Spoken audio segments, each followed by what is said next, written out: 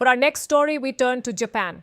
Tokyo has approved a record-breaking national budget for the new fiscal year worth 122 trillion yen or roughly 785 billion US dollars. It is the largest budget in Japan's history and a defining moment for the country's new Prime Minister S.A. Takai. This is her first budget and a lot is riding on it. Japan's economy is slowing, its currency, the yen, is weak. Government bond yields are rising, and Tokyo had to balance all of it: growth, security, and debt. Speaking after the approval, Prime Minister Takai said the focus is on long-term national priorities. We are continuing to increase the budget for important policies such as strengthening defense capabilities, green transformation, and semiconductors. We have secured financial resources while working on plans over multiple years. But not everyone is convinced. Japan's debt problem critics warn that this massive budget could worsen Japan's already enormous public debt. Japan has one of the highest debt to GDP ratios among major economies. According to the International Monetary Fund, Japan's public debt is expected to reach 232% of GDP this year. Put simply, for every 100 yen Japan produces in a year, it owes about 232 yen. That means Japan owes more than twice what it produces annually. A risky position for an economy that is losing momentum. Prime Minister Takai insists the government will keep debt under control. We believe this budget achieves both economic strength and fiscal sustainability by prioritizing key policies while maintaining discipline, but markets and analysts remain cautious. Record defense. Spending. The biggest headline from this budget is defense.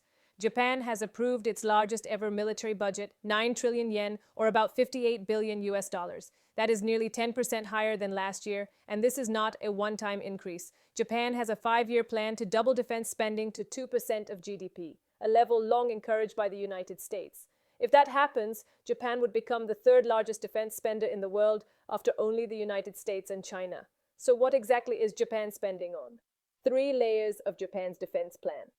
Layer 1. Deterrence. Japan is investing $6.2 billion in long-range strike capabilities.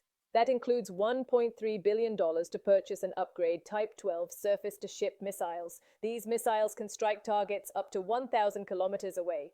That range puts large parts of the Chinese mainland within reach.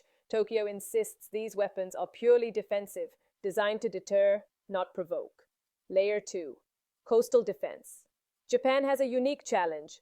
It has a coastline stretching more than 29,000 kilometers, thousands of islands, and a rapidly aging population. Maintaining large troop numbers is becoming harder, so Japan is turning to technology. The budget allocates $640 million for unmanned systems, including aerial drones, surface drone ships, and underwater surveillance vehicles. These systems will be linked through a new defense network called the Shield, scheduled to go live by March 2028. Layer 3. Eyes in the sky.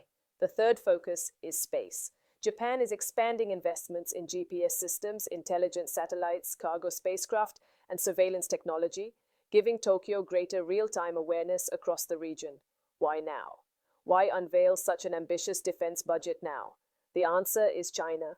Japan's latest national security strategy labels China as its most serious strategic challenge. Recent incidents have heightened tensions. Chinese fighter jets have locked radar onto Japanese aircraft. Chinese aircraft carriers have been spotted near Japanese waters.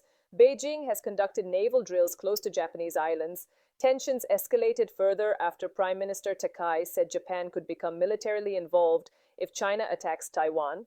That statement triggered outrage in Beijing, followed by diplomatic and economic pressure. Tokyo did not walk it back. Japan insists there has been no policy change. But the budget tells a different story. Has Japan abandoned pacifism? Japan's post-war constitution renounces war as a means of resolving disputes. But in 2015, the government reinterpreted it to allow collective self-defense. That means Japan can use force if an ally is attacked, even if Japan itself is not struck first. That shift was championed by former Prime Minister Shinzo Abe, Prime Minister Takai's political mentor. This budget is widely seen as a continuation of that strategic vision. Public opinion has shifted as well. Polls show strong domestic support for a tougher defense posture. In fact, Takai's approval ratings surged after her Taiwan comments.